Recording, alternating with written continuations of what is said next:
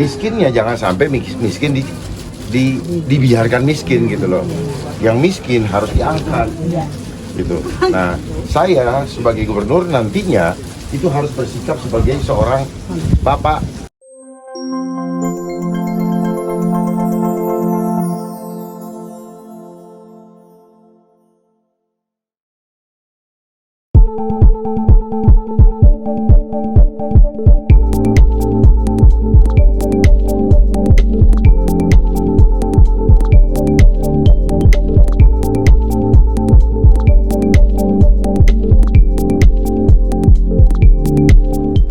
Ya, selamat siang semuanya ibu-ibu. Terima kasih saya boleh diterima datang ke sini. Saya mau menyampaikan pesan saja yang perlu kita sama-sama pahami bahwa waktu perjuangan kita tinggal 24 hari ke depan. Perjuangan ini bukan buat saya berjuang ini untuk kepentingan ibu-ibu, bapak-bapak sekalian yang hadir di sini. Ya, dan seluruh warga Jakarta. Kami dari Independen. Independen ini adalah kendaraan politik yang bisa dipakai oleh rakyat gratis. Jadi mari kita bersatu dalam satu kendaraan untuk menuju kepada keadilan sosial bagi rakyat Jakarta. Saya hadir untuk memperjuangkan itu, bukan buat saya. Jadi tanamkan dalam hati ibu, bapak-bapak sekalian bahwa ibu-ibu kalau menjadi satu tim dengan kami, berarti ibu-ibu sedang berjuang untuk keluarganya, bukan buat saya. Karena kepentingan ini buat keluarga ibu, bukan buat saya. Saya memperjuangkan kepentingan kita bersama. Tentunya juga kepentingan keluarga saya.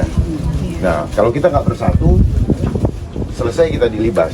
Selesai kita akan merasa selalu berada dalam keluhan-keluhan yang seperti selama ini saya temukan di lapangan. Ya, seperti tempat ini mungkin dari 5 tahun yang lalu masih begini aja, gitu kan? Nah, satu banjir, kemudian harusnya seperti ini ada upaya untuk apa namanya, bedah rumah, tuh nyambung, ya kita bikin jadi kampung deret supaya masa dari tahun ke tahun nggak ada perubahan, ya ganti kepemimpinan harusnya harus ada perubahan, walaupun sedikit itu ada, jadi warga akan merasa bahwa ada yang peduli. Kalau nggak disentuh, terus buat apa punya pemimpin? Gitu.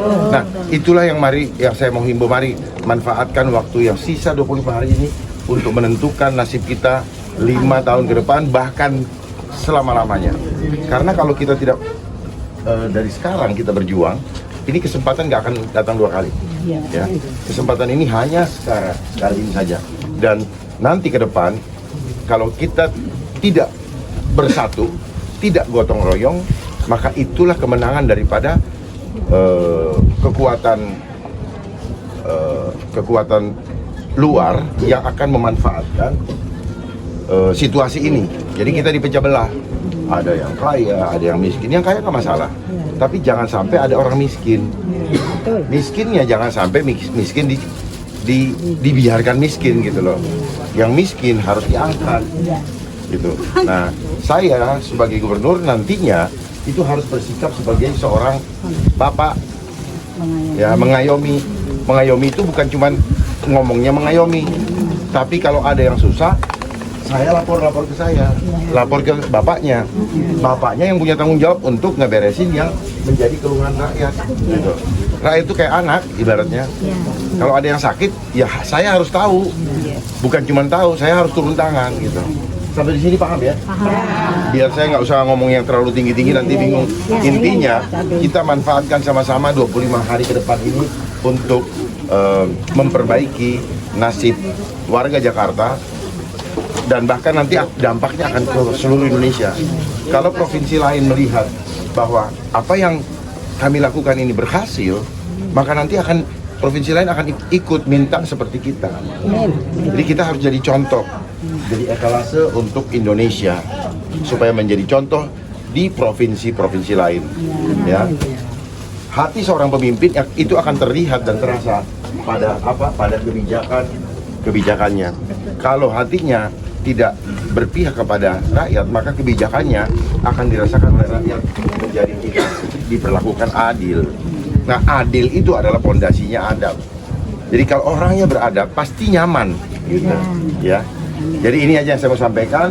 Gak usah lama-lama. Yang penting apa, kita manfaatkan waktu yang sisa ini untuk memperjuangkan karena menentukan nasib kita 5 tahun, 10 tahun ke depan, bahkan seumur hidup. Ini adalah waktu akhir.